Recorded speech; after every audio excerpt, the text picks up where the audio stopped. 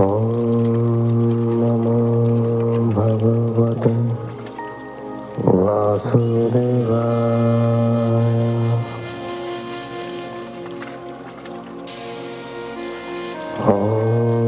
नमो भगवते वासुदेवाय।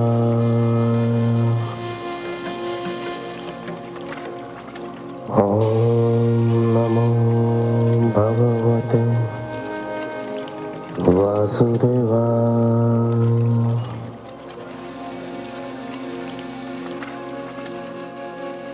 आप सुन रहे हैं हिंदू रिचुअल्स, हिंदू रीति रिवाज द्वारा प्रसारित श्रीमद् भागवत महापुराण।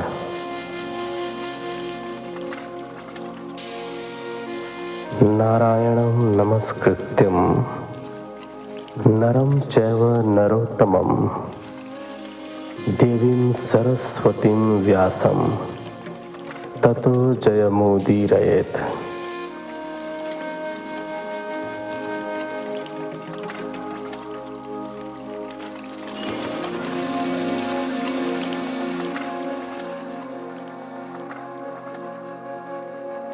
अष्टम स्कंध के इस एपिसोड में आप सुनेंगे 17वें अध्याय से लेकर 20वें अध्याय तक।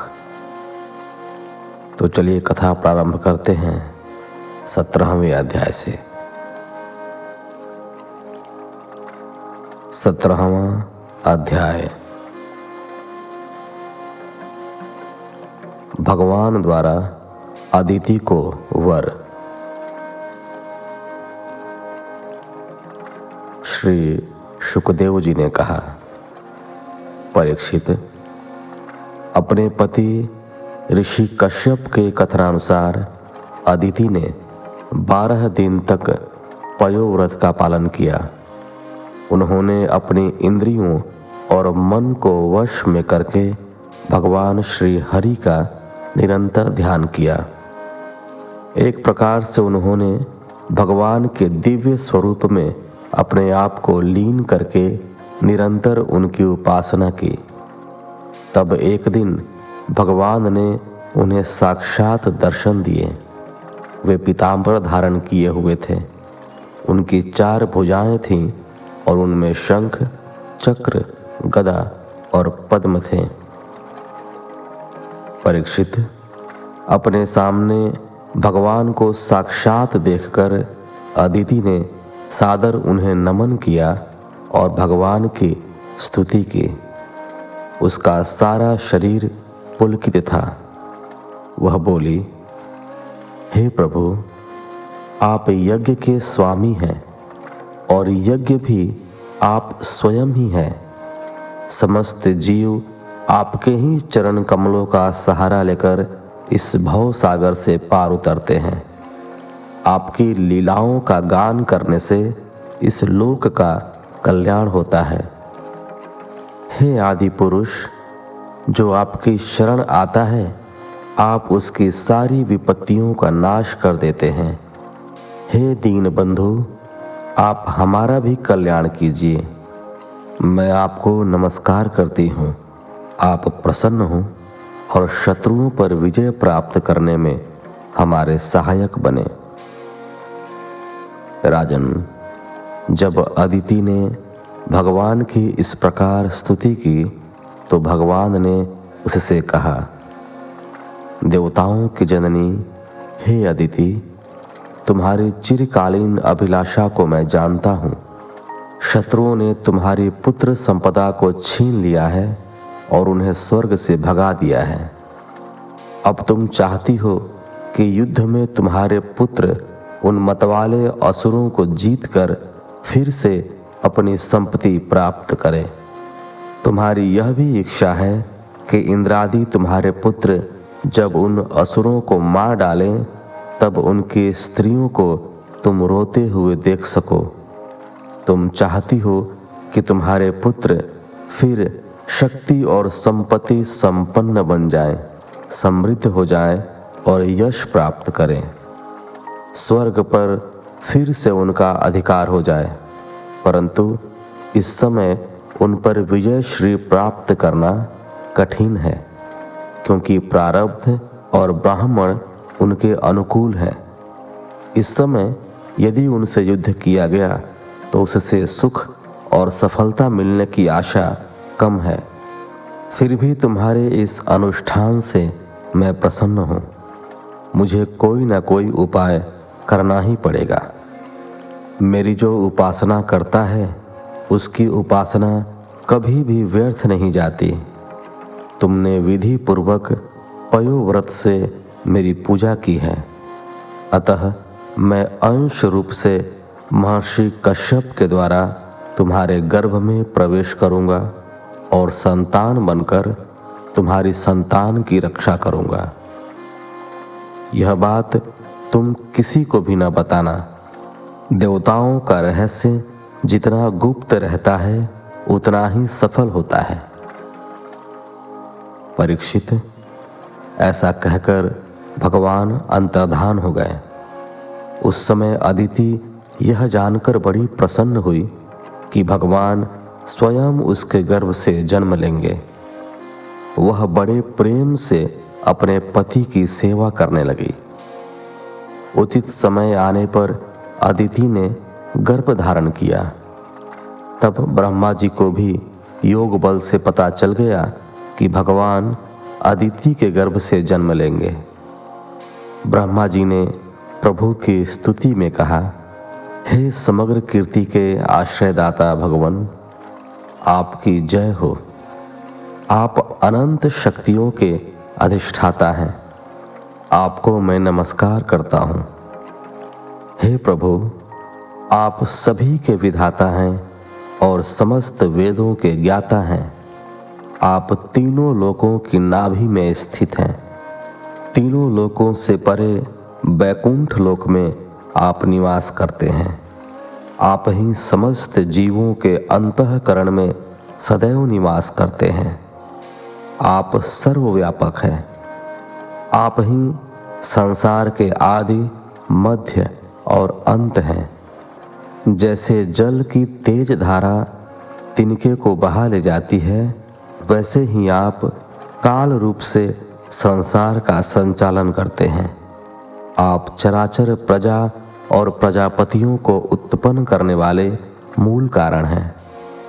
आप ही जल में डूबते हुए को नौका के समान सहारा प्रदान करते हैं और आप ही स्वर्ग से भगाए गए देवताओं के रक्षक हैं। आप ही उनके आश्रय हैं। मैं बार बार आपको नमन करता हूँ। 18वां अध्याय। भगवान वामन का राजा बलि की यज्ञशाला में प्रवेश।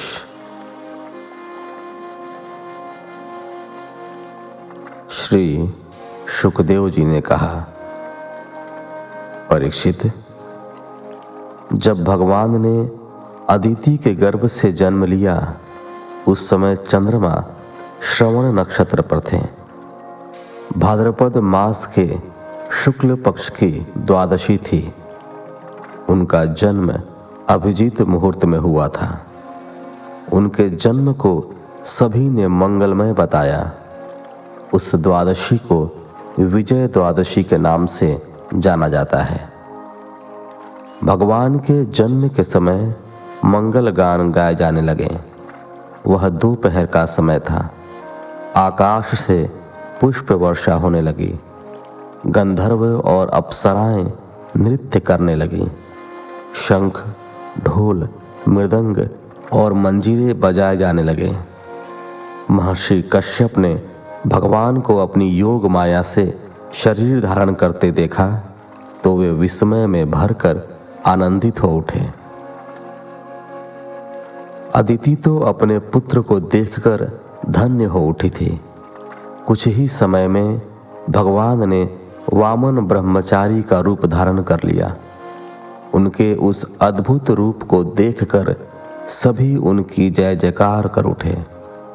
महर्षियों ने उनके सभी जात कर्म संस्कार कराए। जब उनका उपनयन संस्कार होने लगा तो गायत्री के अधिष्ठाता सविता ने स्वयं उन्हें गायत्री का उपदेश दिया। देवगुरु बृहस्पति ने यज्ञोपवीत दिया और महर्षि कश्यप ने उनकी कटी में मेखला बांधी। पृथ्वी ने उन्हें कृष्ण मृग का चर्म, चंद्रमा ने दंड, माता अदिति ने कौपीन और कटिवस्त्र एवं आकाश ने छत्र प्रदान किया।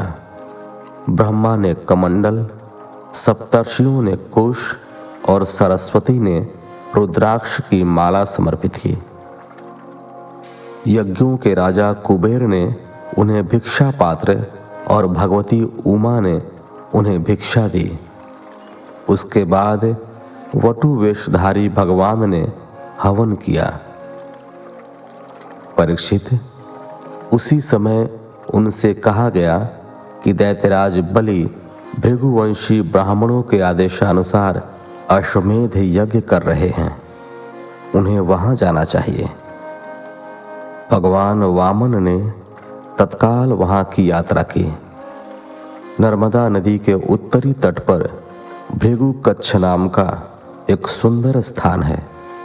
वहीं पर भृगुवंशी ब्राह्मण राजा बलि से अश्वमेध यज्ञ करा रहे थे। उन लोगों ने दूर से भगवान वामन को आते देखा तो ऐसा प्रतीत होने लगा कि जैसे उस ओर सूर्योदय हुआ हो। उनके तेज से वहां बैठे सभी ब्राह्मण, यजमान और अन्य लोग निस्तेज से हो गए। उन्हें लगा कि जैसे यज्ञ देखने के लिए स्वयं सूर्यदेव, अग्नि और सनत कुमार चले आ रहे हों। भृगुपुत्र शुक्राचार्य भी ऐसे ही कल्पना करने लगे। उसी समय हाथ में छत्र, दंड और जल से भरा कमंडल लेकर भगवान वामन ने वहां प्रवेश किया। इस प्रकार अपनी माया से बौने बने ब्राह्मण वेश में ब्रह्मचारी भगवान ने जब वहां प्रवेश किया तो सभी आदर के साथ एकाएक उठ खड़े हुए। उन्होंने भगवान वामन का आदर सत्कार किया और उन्हें आसन प्रदान किया।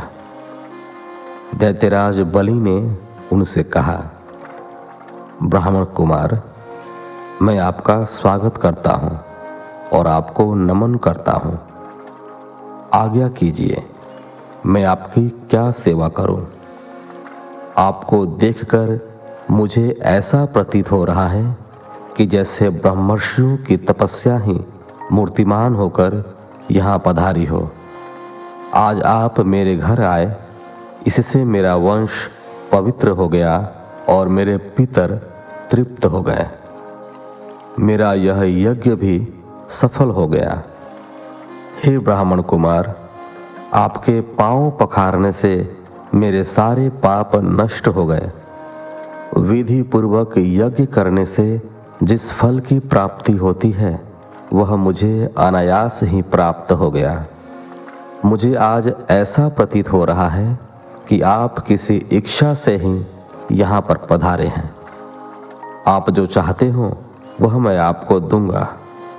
गाय, सोना चांदी, सुसज्जित घर, पवित्र अन्न, पीने का जल, सोमरस, विवाह हेतु कुंवारी कन्या, संपत्तियों से भरे गांव, घोड़े, हाथी, रथ, जो कुछ भी आप चाहते हो मांग लीजिए। मैं आपको बिना किसी हिचकिचाहट के वह सब दूंगा जिसकी आपको इच्छा है। मांगने पर मैं अपने वचन से पीछे नहीं हटूंगा।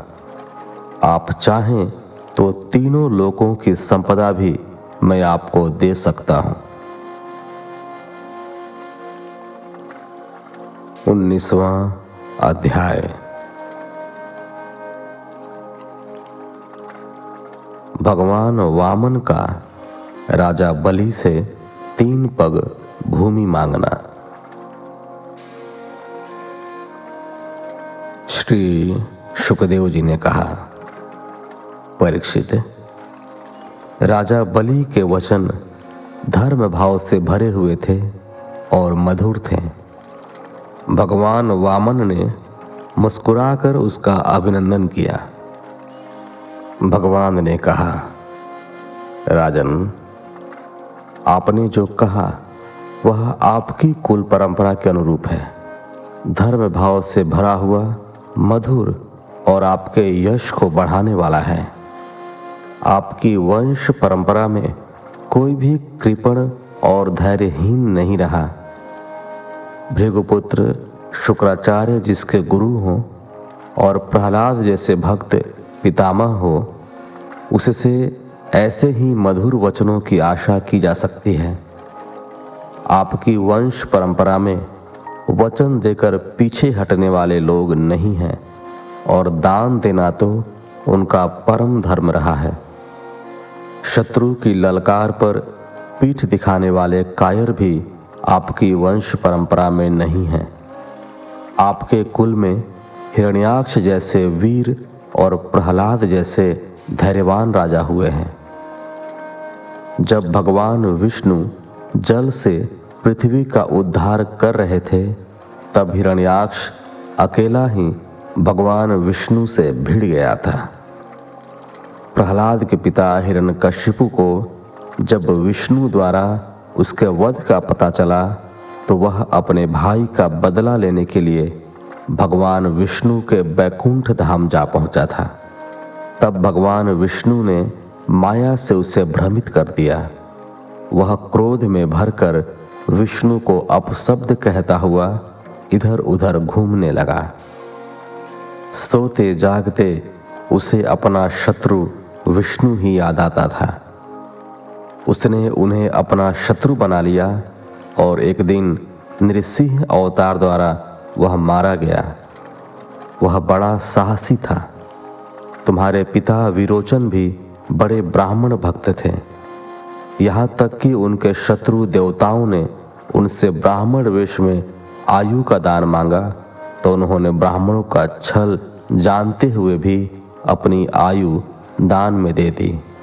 ऐसे दानी थे वे। आप भी उन्हीं दानवीर पिता का आचरण करने वाले हैं। हे दैत्यराज, आप तो मुहमांगी वस्तु देने वालों में सर्वश्रेष्ठ हैं। इसीलिए मैं आपसे इस पृथ्वी पर अपने पैरों 3 पग भूमि मांगता हूँ। इससे अधिक की मेरी चाहना नहीं है। विद्वान पुरुष को अपनी आवश्यकता के अनुसार ही दान ग्रहण करना चाहिए। इससे वह दान मांगने के पाप से बच जाता है। राजा बलि ने कहा, ब्राह्मण कुमार, तुम्हारी बातें तो वृद्ध जन जैसी हैं, किंतु तुम्हारी बुद्धि अभी भी बच्चों जैसी है। मैं तीनों लोकों का एकमात्र अधिपति हूं। तुम चाहो तो मैं तुम्हें यह सारी पृथ्वी दान में दे सकता हूं। तुमने मुझे अपने वचनों से प्रसन्न किया है। तुमने मांगा भी तो क्या मांगा? केवल 3 पग भूमि।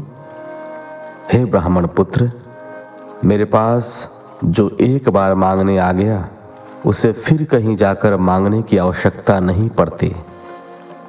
3 पग भूमि को लेकर तुम क्या करोगे? अपनी जीविका चलाने के लिए तुम्हें जितनी भूमि चाहिए उसे मुझसे मांग लो। भगवान वामन ने कहा, राजन, संसार के समस्त विषय मनुष्य की कामनाओं को पूर्ण करने में असमर्थ हैं। यदि व्यक्ति संतोषी हो तो उसे 3 पग भूमि ही बहुत है।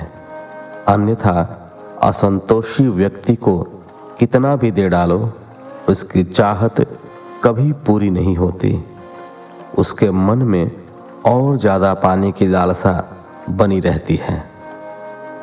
मैंने सुना है कि पृथु और गय आदि नरेश 7 द्वीपों के अधिपति थे, परंतु इतना मिलने पर भी वे अपनी तृष्णा पर नियंत्रण नहीं रख सके थे।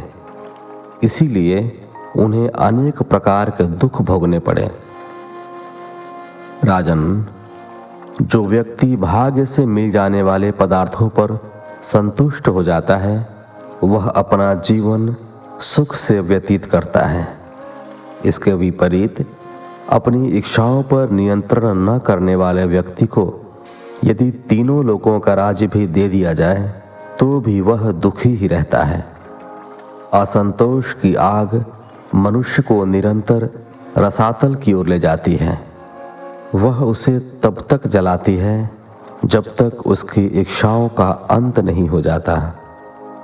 धन और भोगों से संतोष न होना ही जीवन मृत्यु के चक्र में फंसना है। भाग्य से जो मिल जाए उस पर सब्र करने वाला व्यक्ति ही मुक्ति को प्राप्त करने वाला होता है। जो ब्राह्मण स्वयं के द्वारा उपार्जित वस्तुओं से संतुष्ट रहता है उसके तेज में वृद्धि होती है। इसके विपरीत जो संतुष्ट नहीं रहता वह नष्ट हो जाता है। दैत्यराज, मेरे लिए 3 पग भूमि ही काफी है। परीक्षित, भगवान के इस प्रकार कहने पर राजा बलि हंसने लगे। उन्होंने कहा, अच्छी बात है, जितनी तुम्हारी इच्छा हो उतनी ले लो। ऐसा कहकर राजा बलि ने संकल्प करने के लिए अपना जल का पात्र उठाया। शुक्राचार्य तो आत्मदर्शी थे, वे भगवान को पहचान गए। शुक्राचार्य ने तत्काल दैत्यराज बलि को रोका। विरोचन कुमार, तू इन्हें नहीं जानता, ये स्वयं अविनाशी भगवान विष्णु हैं। देवताओं का स्वार्थ पूरा करने के लिए ही इन्होंने यह अवतार ग्रहण किया है। महर्षि कश्यप की पत्नी अदिति की कोख से इनका जन्म हुआ है। तुमने बिना सोचे समझे दान देने का संकल्प कर लिया। मूर्ख, ये तेरा सब कुछ छीन लेंगे। दैत्यों पर यह अन्याय होगा, यह ठीक नहीं है। ये तुमसे सब कुछ छीनकर इंद्र को वापस कर देंगे। ये विश्वरूप भगवान है। 3 पगों में ये तेरे तीनों लोकों को नाप लेंगे। फिर तुम्हारा क्या होगा? तुम अपना जीवन निर्वाह कैसे करोगे? विद्वान पुरुष उस दान की प्रशंसा कभी नहीं करते जिसे देने के बाद जीवन निर्वाह के लिए कुछ बचे ही नहीं। जिसका जीवन निर्वाह ठीक प्रकार से चलता है वही संसार में दान, यज्ञ, तप और लोक कल्याण के कार्य कर सकता है। मनुष्य को अपने धन को 5 भागों में बांटकर व्यय करना चाहिए।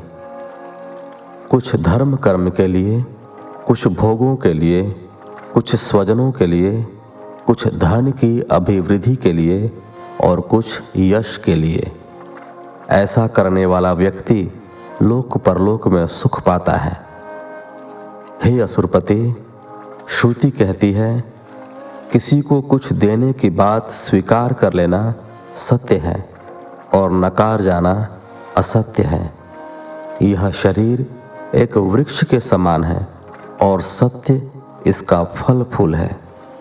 परंतु यदि वृक्ष ही न हो तो फल फूल कहाँ से आएंगे? नकार जाना, अपनी चीज दूसरों को न देना, अपने संग्रह को सुरक्षित करना, यही शरीर रूपी वृक्ष का मूल है।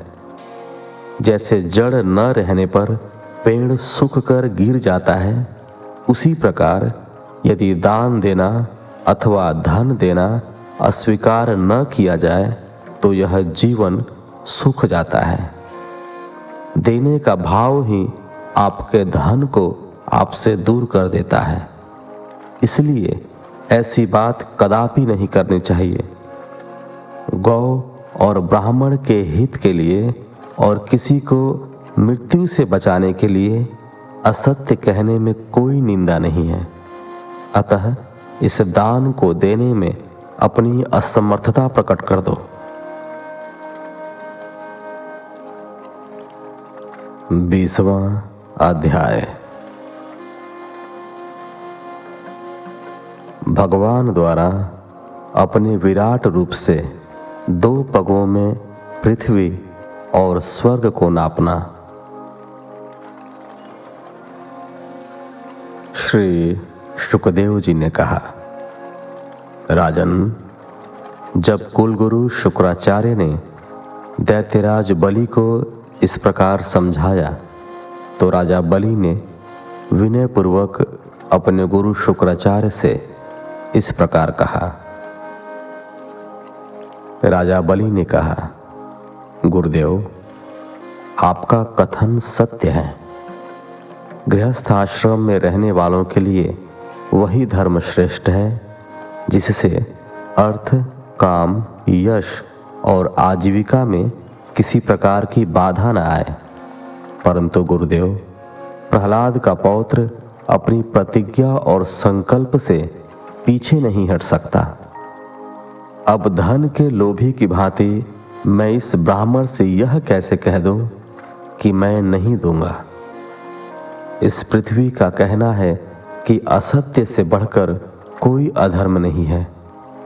मैं सब कुछ सह सकता हूं, परंतु असत्य बोलने वाले मनुष्य का अपयश मुझसे नहीं ढोया जाएगा। मैं नरक से, दरिद्रता से, दारुण दुख से, समुद्र से, अपने राज्य के विनाश से और मृत्यु से भी उतना नहीं डरता जितना कि ब्राह्मण से प्रतिज्ञा करके उसे धोखा देने से डरता हूं। यदि ब्राह्मणों को मैं संतुष्ट नहीं कर सका तो दान का फिर अर्थ ही क्या है। दधीची, शिबी आदि महापुरुषों ने अपने प्राणों का बलिदान देकर प्राणियों के कल्याण के लिए एक ऐसा उदाहरण प्रस्तुत किया था जिसकी तुलना किसी भी दान से नहीं की जा सकती। फिर भूमि दान करने में मैं संकोच क्यों करूं? पहले बड़े बड़े दैत्यों ने इस पृथ्वी को भोगा, उनका सामना करने वाला कोई नहीं था, परंतु उनके नष्ट हो जाने पर भी उनका यश आज तक बना हुआ है। गुरुदेव, इस संसार में ऐसे लोग तो बहुत हैं जो युद्ध में पीठ न दिखाकर अपने प्राणों की आहुति दे डालते हैं, परंतु ऐसे लोग दुर्लभ हैं जो सही याचक के मिलने पर ही धन का दान करते हों। इसलिए मैं इस ब्रह्मचारी की अभिलाषा अवश्य पूर्ण करूंगा, भले ही आपको इससे दुख पहुंचे। मेरे लिए तो यही बहुत है कि स्वयं भगवान याचक बनकर मेरे द्वार पर आए हैं। यदि मेरे अपराध न करने पर भी ये मुझे अधर्म पूर्वक बांध लेंगे, तब भी मैं इनका विरोध न करूंगा, क्योंकि मेरे शत्रु होने पर भी इन्होंने भयभीत होकर ब्राह्मण का शरीर धारण किया है। यदि ये पवित्र कीर्ति भगवान विष्णु ही हैं, तो ये अपना यश कदापि नहीं खोना चाहेंगे। ये मुझे मार कर भी मुझसे पृथ्वी छीन सकते हैं, और यदि कोई अन्य है तो युद्ध में मेरे बाणों की चोट को ये कदापि नहीं सह पाएंगे। परीक्षित, जब शुक्राचार्य ने यह देखा कि उनका शिष्य उनकी बात नहीं मान रहा है, तब दैव की प्रेरणा से उन्होंने राजा बलि को शाप दे दिया। मूर्ख, तू अज्ञानी है, परंतु अपने आप को बड़ा पंडित मानता है। तू मेरी अपेक्षा करके अहंकार प्रदर्शित कर रहा है। तूने मेरी आज्ञा का उल्लंघन किया है, इसलिए तू शीघ्र ही अपनी लक्ष्मी खो बैठेगा। राजा बलि बड़े महात्मा थे। गुरुदेव के शाप देने पर भी वे सत्य से नहीं डिगे। उन्होंने वामन भगवान की विधि पूर्वक पूजा की और हाथ में जल लेकर 3 पग भूमि देने का संकल्प कर दिया। उसी समय राजा बलि की पत्नी विंध्यावली वहां आई। उसने वामन भगवान के चरण पखारने के लिए जल से भरा स्वर्ण कलश वहां रख दिया। भगवान वामन के चरणों को राजा बलि ने बड़ी श्रद्धा से धोया और उनके चरणामृत को अपने सिर पर छिड़का। उस समय सभी गंधर्व राजा बलि के दिव्य कर्म की प्रशंसा करते हुए पुष्प वर्षा करने लगे। देखो तो यह कैसा महान राजा है जिसने जानबूझकर अपने शत्रु को तीनों लोकों का दान कर दिया। उसी समय भगवान वामन ने अपना आकार बढ़ाना प्रारंभ किया। वह इतना बढ़ा कि पृथ्वी, आकाश, दिशाएं, स्वर्ग, पाताल, समुद्र, पशु पक्षी, मनुष्य, देवता और सभी ऋषि मुनि उन्हीं में समा गए। उन्होंने भगवान के त्रिगुणात्मक शरीर में पंचभूतों, इंद्रियों, अंतःकरण और समस्त जीवों के साथ उनके व्यवहार को देखा। राजा बलि ने विश्वरूप भगवान के चरणातल में रसातल, चरणों में पृथ्वी, पिंडलियों में पर्वत, घुटनों में पक्षी, जांघों में मरुदगणों को देखा। इसी प्रकार भगवान के वस्त्रों में संध्या, गुह्य स्थानों में प्रजापतिगण, जंघन स्थल में समस्त असुरगण, नाभि में आकाश, कोख में सातों समुद्र और वक्षः स्थल में नक्षत्र समूह को देखा। उन्हें भगवान के हृदय में धर्म, स्तनों में मधुर और सत्य वचन, मन में चंद्रमा, वक्षः स्थल पर हाथों में कमल लिए लक्ष्मी जी, कंठ में सामवेद और संपूर्ण शब्द समूह देखे। उनकी बाहों में इंद्रादि समस्त देवगण, कानों में दिशाएं, मस्तक में स्वर्ग, केशों में मेघमाला, नासिका में वायु, नेत्रों में सूर्य और मुख में अग्नि दिखाई पड़ी। उनकी वाणी में वेद, रसना में वरुण, भौहों में विधि और निषेध, पलकों में दिन रात, ललाट में क्रोध, निचले होठ में लोभ के दर्शन हुए। परीक्षित, उनके स्पर्श में काम, वीर्य में जल, पीठ में अधर्म, पद विन्यास में यज्ञ, छाया में मृत्यु, हंसी में माया और शरीर के रोमों में सभी प्रकार की औषधियां थीं। नाड़ियों में नदियां, नखों में शिलाएं, बुद्धि में ब्रह्मा, देवता और ऋषिगण दिखाई पड़े। इस प्रकार राजा बलि ने भगवान के विश्व रूप में संपूर्ण चर अचर प्राणियों के दर्शन किए।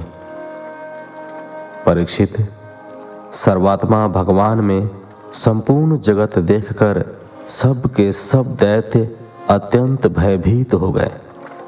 उसी समय भगवान के सभी अस्त्र शस्त्र और दिव्य पार्षद वहां एकत्र हो गए। भगवान की अद्भुत शोभा को देखकर सभी उनकी स्तुति करने लगे। उन्होंने अपने एक पग से बलि की सारी पृथ्वी नाप ली। शरीर से आकाश और भुजाओं से सभी दिशाएं घेर ली। दूसरे पग से उन्होंने स्वर्ग को नाप लिया। अब तीसरा पग रखने के लिए उन्होंने इधर उधर देखा तो उन्हें राजा बलि की कोई चीज दिखाई नहीं दी।